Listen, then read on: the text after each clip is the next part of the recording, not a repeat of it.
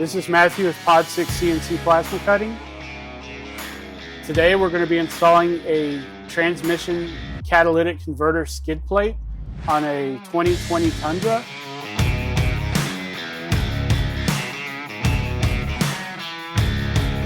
Today we're going to do an installation on one of our theft deterrent skid plates for the Tundras. What we have here is everything that's included in the kit. We've got the skid plate here.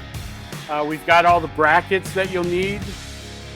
This bit is included. It's a 7/16 bit for the rear cross member bolts. You'll need a 9/16 wrench.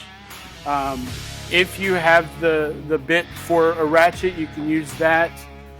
Me personally, I'll typically just zip. These are impact rated, so I'll just throw it in there and use that. What we've got here, we've got 2 bolts with big washers.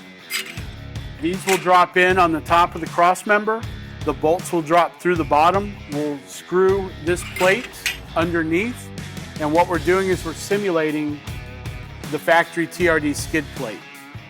These will go into the rear cross member. You want to make sure when you put these in, you want them the flat side down so you have as much thread area as possible. The installation itself takes anywhere from 5 to 10 minutes. It takes longer to prep everything than it does to actually install. All right, step 1, we're going to install the front cross member brackets. What we're going to do is we're going to unassemble it for installation. We're going to take this washer and this bolt, and we're just going to drop it. There's a hole right here where the factory skid plate would go, and we're just going to drop that right on top with the bolt sticking out the bottom. On both sides, of course. Once that's done, we're going to take this plate, we're going to make sure that the piece right here is facing up, and we're just going to kind of get a couple threads started here.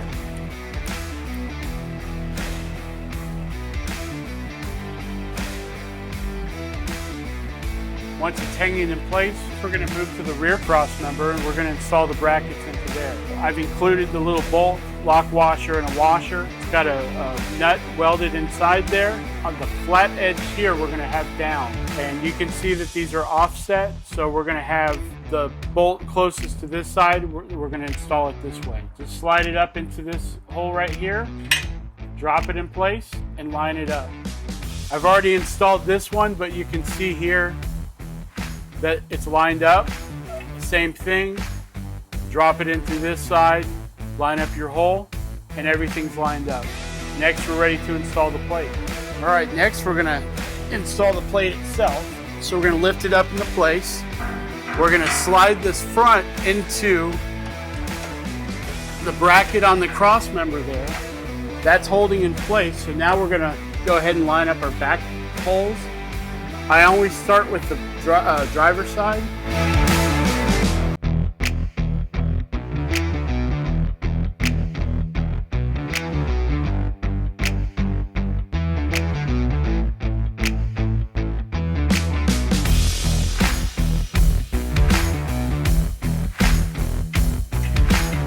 All right, once you have all your bolts in place, you can actually kind of center your plate.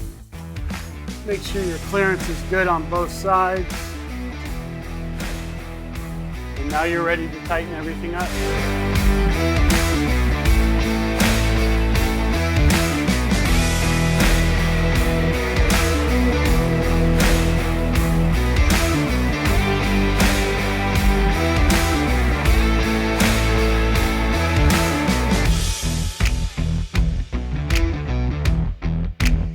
Once the back bolts are tight, you can move to the front. You'll have to reach them up here. As long as your truck is cool, this should be a breeze. The oil pan gets hot, all the components up here get hot. Now we're going to move to the front with a 9/16 wrench and tighten up the front.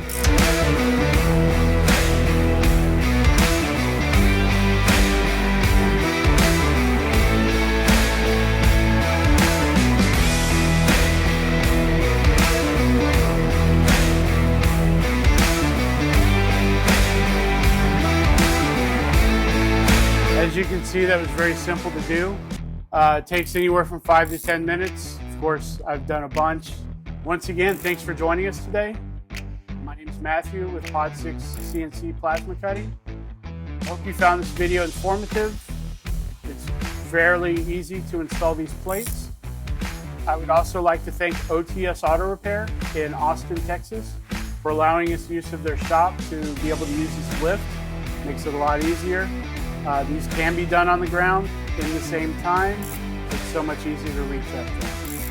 You can reach me at pod6products, that's POD, the number 6, products @gmail.com. If you have any questions, concerns, these plates do sell on my website for $380. That includes shipping at pod6products.com.